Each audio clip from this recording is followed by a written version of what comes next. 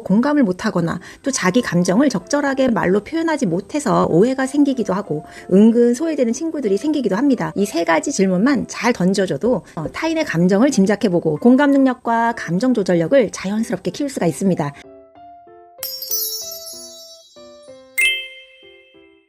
혹시 이런 경험 있으세요? 학교 수업 끝나고 온 아이한테 오늘 학교에서 친구들이랑 어땠어? 라고 물어보면 그냥 재밌었어. 딱 한마디. 급식은 많이 먹었어? 맛있었어? 물어보면 아니 별로. 끝. 아이들이 엄마랑 말하기 싫어서 그런 걸까요? 보통 초등 저학년 아이들은요, 엄마랑 말하기를 엄청 좋아할 시기예요. 그런데 대답이 자꾸 단답형이 되고 단순해지는 건 아이들이 표현할 수 있는 감정 어휘들이 부족하거나 자신의 감정을 어떻게 표현하는지 잘 모르는 경우가 진짜 많아요. 예를 들어서 초등학교 2학년 아이들한테 알사탕 책을 읽고 나서 주인공 동동이는 어떤 마음이었을까? 이렇게 물어보면요. 몰라요. 그냥 슬프겠죠. 이렇게 대답해요. 뭔가 느끼긴 한 것 같은데 그 감정을 표현하는 데는 아직 익숙하지 않은 거죠. 그래서 친구들과의 관계에서도 공감을 못하거나 또 자기 감정을 적절하게 말로 표현하지 못해서 오해가 생기기도 하고 은근 소외되는 친구들이 생기기도 합니다. 그런 아이들이 내 아이가 된다면 또 너무 마음이 아프고 속상하죠. 오늘 브런치 책요가에서는요, 책으로 아이의 감정과 공감 능력을 키우는 방법, 특히 갈등 상황을 중심으로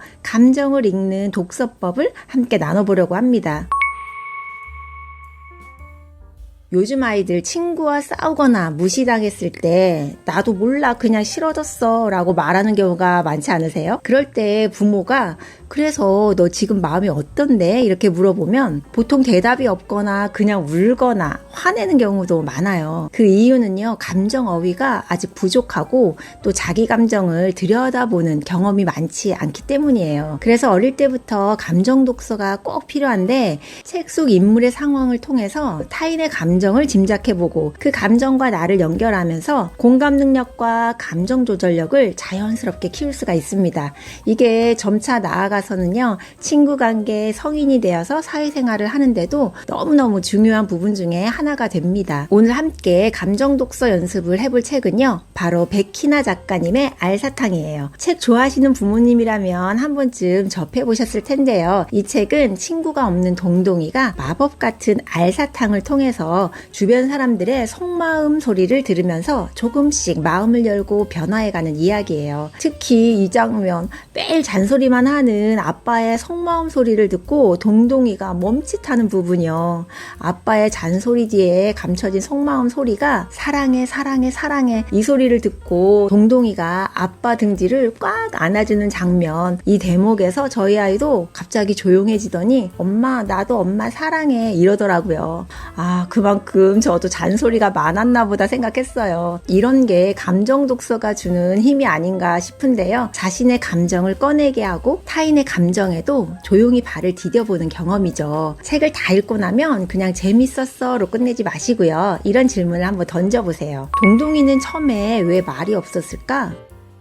아이들은 보통 말하고 싶지 않았나 보지 이 정도로 얘기합니다. 그렇게 대답할 땐요, 그럴 땐 어떤 기분일까? 이렇게 질문을 이어가면서 외로움, 무시당함, 답답함 같은 표현들을 유도해 보시고 감정 어휘 말하기 대결 같은 것도 해보시면 좋을 것 같아요. 아빠의 속마음을 들었을 때 동동이는 어떤 기분이었을까? 제 딸아이는 미안했을 것 같아 라고 했는데 제가 왜 미안해? 라고 하니까 잔소리만 해서 짜증나고 화만 났는데 아빠 속마음을 알게 되니까 미안했을 것 같아. 이렇게 한 번 더 질문하니까 훨씬 구체적인 감정을 얘기하더라고요. 내가 동동이었다면 어떻게 했을까? 이런 질문은 아이가 인물과 자기를 연결짓는 연결고리를 만들어주기 때문에요. 좀 더 깊이 자기 자신의 감정 표현을 하는 데 도움이 됩니다. 우리도 그런 적 있었을까?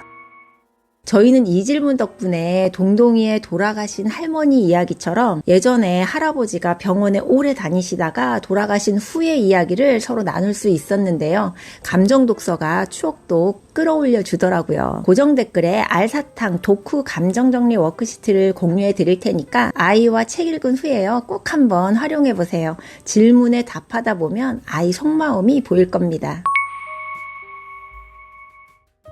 아이가 화났어라고 말했을 때 사실은 짜증났어, 실망했어, 억울했어 일 수도 있잖아요. 그래서 저는 감정 단어 카드를 만들어서 아이랑 그림책 읽을 때 옆에 두고요. 이 중에 어떤 감정이랑 제일 비슷해 이렇게 고르게 했었거든요. 아이도 선택하면서 자기 감정을 좀 더 명확하게 표현할 수 있게 됐었던 것 같아요. 아이들의 감정 표현을 잘 나타내는 9살 마음사전 이 책도요. 감정을 표현하는 어휘를 연습하는데 많은 도움이 될 것 같습니다. 이 책은 꼭 9살만 읽어야 하는 책이라기보다는 초등 저학년은 꼭 한번 읽어보셨으면 좋을 것 같아요. 감정 독서는요, 사실 혼자 하기 좀 어렵습니다. 부모가 옆에서 질문으로 감정의 문을 열어줘야 하거든요.